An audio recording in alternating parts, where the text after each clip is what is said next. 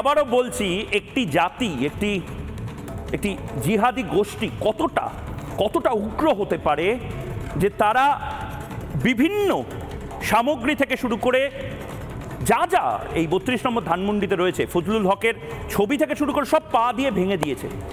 শুধু তাই নয়, এই জিহাদি পন্থীদের এখনো ত্রাসের নাম, আতঙ্কের নাম ময়ূখ।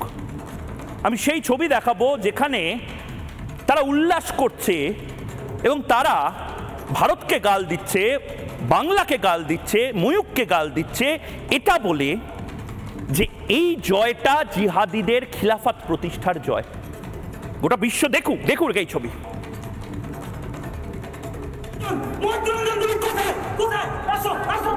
দেখে যাও 32 আর নেই আর 32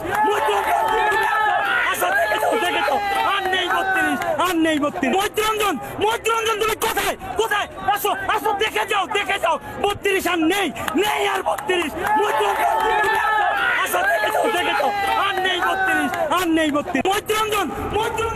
এবং সেটাই তারা করেছে।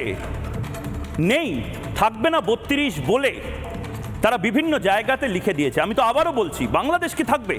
পূর্ব পাকিস্তানে পরিণত হয়েছে এই বাংলাদেশ, সেই বাংলাদেশ কি থাকবে? আমি জানি না। এবং ঠিক সেই জায়গা থেকে আজ যারা রয়েছেন আমার সঙ্গে, তাদের সাথে বিতর্ক করব এবং এই বিতর্কটার খুব প্রয়োজন আছে এই মুহূর্তে। যারা রয়েছেন তাদের সাথে আলাপ করিয়ে দেবো। রয়েছেন ডক্টর জাহিদুল বারী, ইউনুসপন্থী চিকিৎসক, মানস ভট্টাচার্য লেখক এই মুহূর্তে রয়েছেন, আরিফা রহমান রুমা আওয়ামী লীগ নেত্রী রয়েছেন এবং দীপাঞ্জন চক্রবর্তী প্রাক্তন ইন্টেলিজেন্স কর্তা রয়েছেন। আমি প্রত্যেকের কাছে যাব, কিন্তু জাহিদুল বারী আপনার কাছে যাচ্ছি। জাহিদুল বারী, যেটা চলছে বাংলাদেশে আপনাদের হাতের বাইরে বেরিয়ে গেছে। আপনারা এবং প্রেস সচিব থেকে শুরু করে অনেকে আমাকে অনেক প্রতিশ্রুতি দিয়েছিলেন, কিন্তু আপনারা পেরে উঠছেন না। ভারতকে এবার সামাল দিতে হবে মনে হচ্ছে। কোনো কারণ নেই, পেরে না ওঠার কোনো কারণ নেই। এটা কি চললো 32 নম্বর ধানমন্ডিতে? কি চললো? শেখ মুজিবুর রহমানের বাড়িতে যে ঘটনাটা ঘটেছে এটার একটা প্রেক্ষাপট আছে।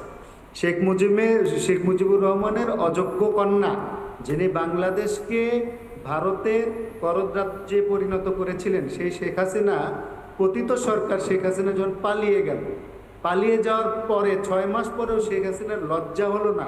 নির্লজ্জ শেখ হাসিনা যখন গতকালকে বলল যে আমি ছাত্র জনতার উদ্দেশ্যে ভাষণ দেব, তখন তো ছাত্র জনতা ক্ষেপবেই। আপনি যখন মৌমাছির চাকে ঢিল মারবেন, তখন মৌমাছিকে আপনাকে চুমু দিবে ময়ূখ দাদা, মৌমাছি আপনাকে ঘুল ফুটিয়ে দিবে। আমাদের ছাত্র জনতা এটি প্রমাণ করেছে যে তারা ঐক্যবদ্ধ, তারা বাংলাদেশের স্বাধীনতা, সার্বভৌমত্ব এবং বাংলাদেশের উন্নয়নের ব্যাপারে তারা ঐক্যবদ্ধ। বাংলাদেশে অন্য কোনো দেশের দাদাগিরি এদেশের ছাত্র জনতা 32 নম্বর ধানমন্ডিতে কোন দেশের দাদাগিরি হয়েছিল? 32 নম্বর ধানমন্ডিতে কোন দেশের দাদাগিরি হয়েছিল? আপনারা এরকম ভাবে জাস্টিফাই কি করে করেন? মানে আপনারা কি টিক্কা খানকে ভুলে গেছেন? আপনারা পাকিস্তানিদের মতন কথা বলছেন। আমি নানা ধরনের কন্টেন্ট দেখার জন্য লাইক করুন, শেয়ার করুন আমাদের ফেসবুক পেজ, সাবস্ক্রাইব করুন আমাদের ইউটিউব চ্যানেল।